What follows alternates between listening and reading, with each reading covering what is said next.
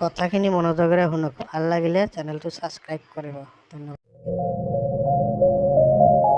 উকিলে বিচাৰে আপুনি জামেলাত পৰক, ডাক্তৰে বিচাৰে আপুনি বেমাৰত পৰক, পুলিচে বিচাৰে আপুনি বেআইনী কাম কৰক, ইলেক্ট্ৰিচিয়ানে বিচাৰে আপোনাৰ ঘৰৰ ৱাৰিং জ্বলি যাওক, ভাড়াঘৰৰ মালিকে বিচাৰে আপুনি যাতে কেতিয়াও নিজৰ ঘৰ বনাব নোৱাৰে, মুচিয়ে বিচাৰে আপোনাৰ নতুন জোতাযোৰ ফাটক, বেংকে বিচাৰে আপুনি লোন লৈ ঋণৰ বোজা লওক, প্ৰাইভেট টিউটৰে বিচাৰে আপোনাৰ সন্তান পঢ়া শুনাত বেয়া হওক।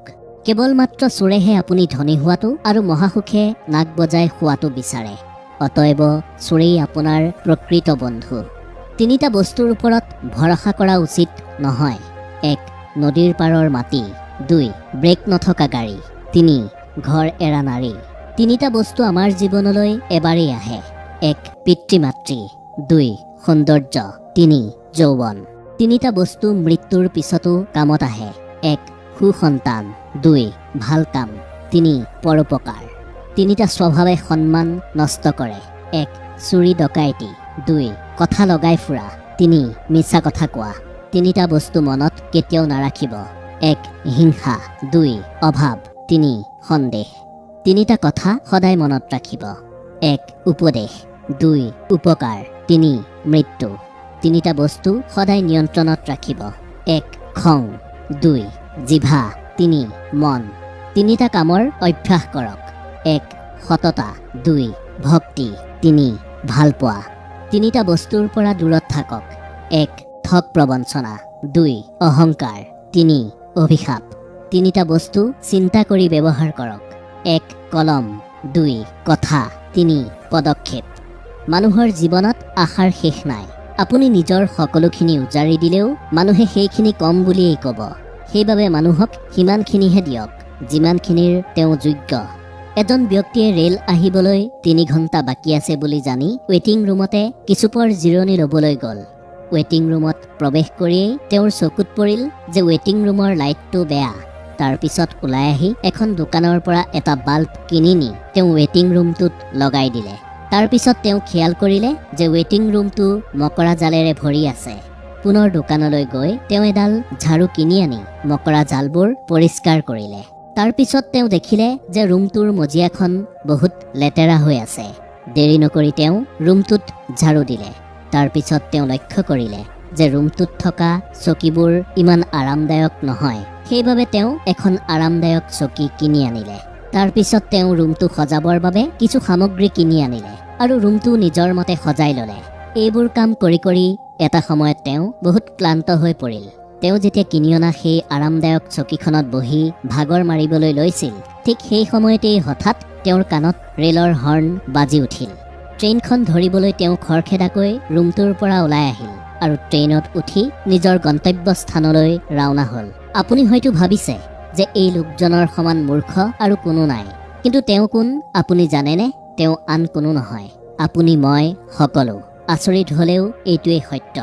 আমি খুব কম দিনৰ বাবেহে এই পৃথিৱীলৈ আহিছোঁ আৰু এই পৃথিৱীত জীৱন হৈছে আমাৰ ৱেটিং ৰুম। এই পৃথিৱীত আমি কিমান দিন থাকোঁ তাৰ কোনো নিশ্চয়তা নাই।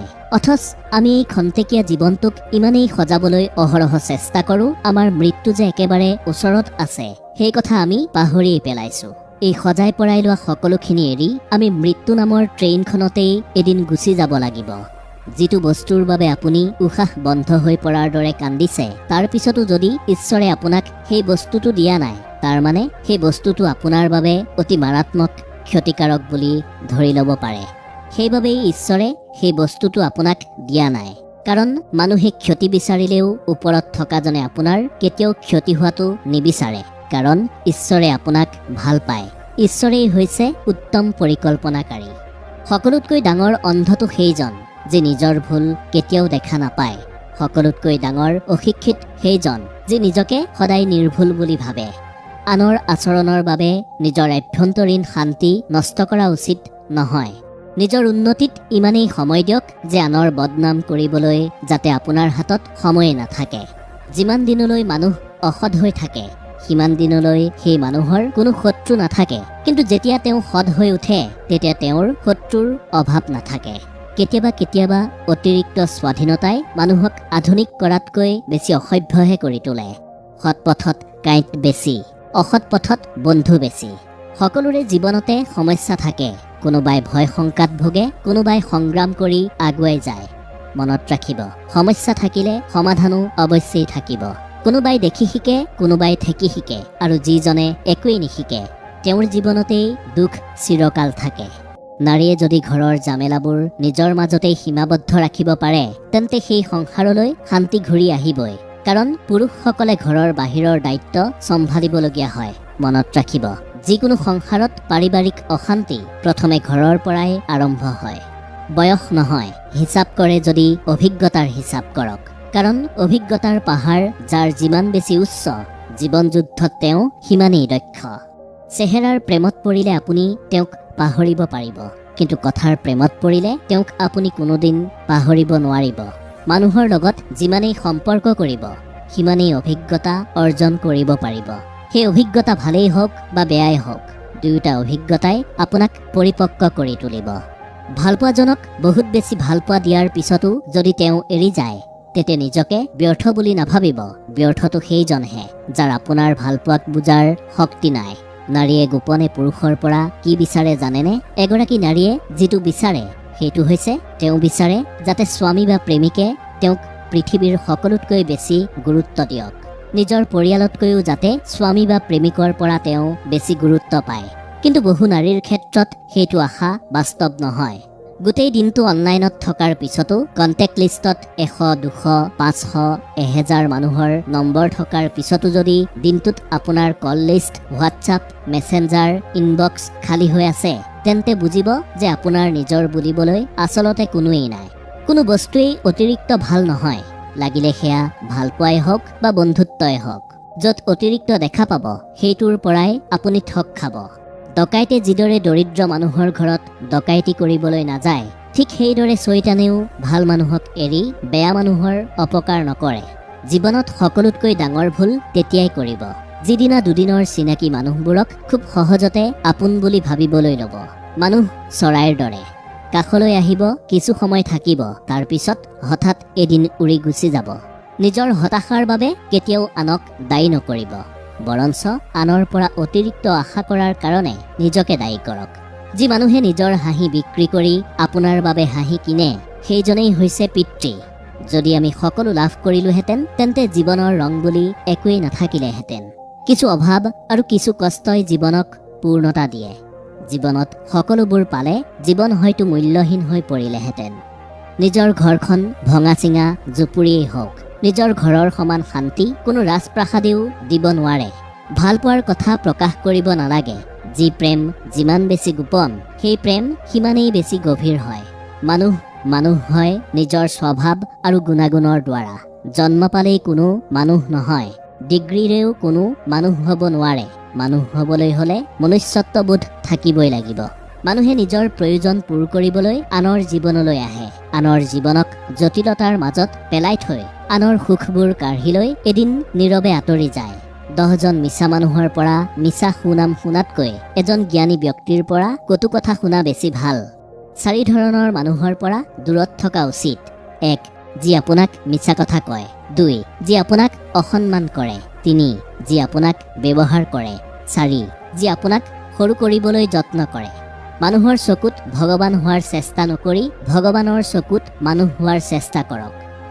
এবাৰ এজন ডাক্তৰে ক্ষুধাৰ্ত এটি শিশুৰ হাতত খাবলৈ কিছু আহাৰ দিছিল। তেতিয়া সেই শিশুটিয়ে ডাক্তৰজনক সুধিলে, আপুনি মোক এনে কিবা এটা ঔষধ দিব পাৰিবনে, যিটো খালে মোৰ আৰু কোনোদিন ভোক নালাগিব?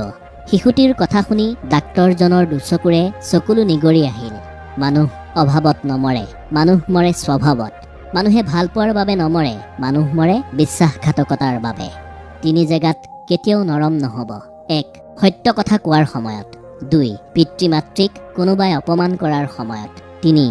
যদি আপোনাৰ পত্নী পূৰ্বতে কাৰোবাৰ সৈতে সম্পৰ্কত আছিল, সেইজনৰ সৈতে যদি তেওঁ পুনৰ যোগাযোগ কৰা আৰম্ভ কৰিছে, তেন্তে সেই সময়ত আপুনি নৰম হৈ নাথাকিব। এই 3টা পৰিস্থিতিত নিজকে শক্তিশালী ৰূপত উপস্থাপন কৰিবলৈ শিকক। শ্মশানৰ ফালে চালে ভাৱ হয়, জীৱনৰ সকলো আয়োজন মিছা। জ্ঞানীক ভুল ধৰি দিলে তেওঁ আপোনাক বন্ধু বুলি ভাবিবলৈ ল'ব, আৰু এজন মূৰ্খক ভুল আঙুলিয়াই দিলে তেওঁ আপোনাক শত্ৰু বুলিহে ভাবি ল'ব। খালী পকেট আৰু উপাৰ্জনহীনতাই যিদৰে আমাক পৃথিৱীৰ সৈতে পৰিচয় কৰায়, ঠিক সেইদৰে বেয়া সময়ে মানুহকো পৰিচয় কৰায়। কান্দিবলৈ মন গ'লে প্ৰাণ খুলি কান্দিব। বৰষুণ দিয়াৰ পিছত যিদৰে আকাশ ফৰকাল হয়, ঠিক সেইদৰে বহুত কন্দাৰ পিছতো মন পাতল হয়। প্ৰথম পৰিচয় হোৱাৰ সময়ত মানুহে নিজকে যিদৰে দেখায়, চিৰদিন সেইদৰে নাথাকে।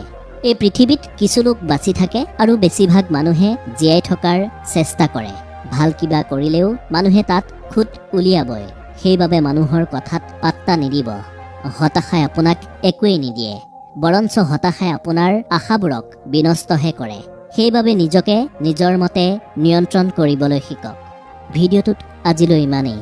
এই কথাখিনি যদি জীৱনৰ কোনোবাখিনি সময়ত আপোনাক কামত আহিব বুলি ভাবিছে, তেন্তে ভিডিঅ'টো শ্বেয়াৰ নকৰাকৈ নাথাকিব।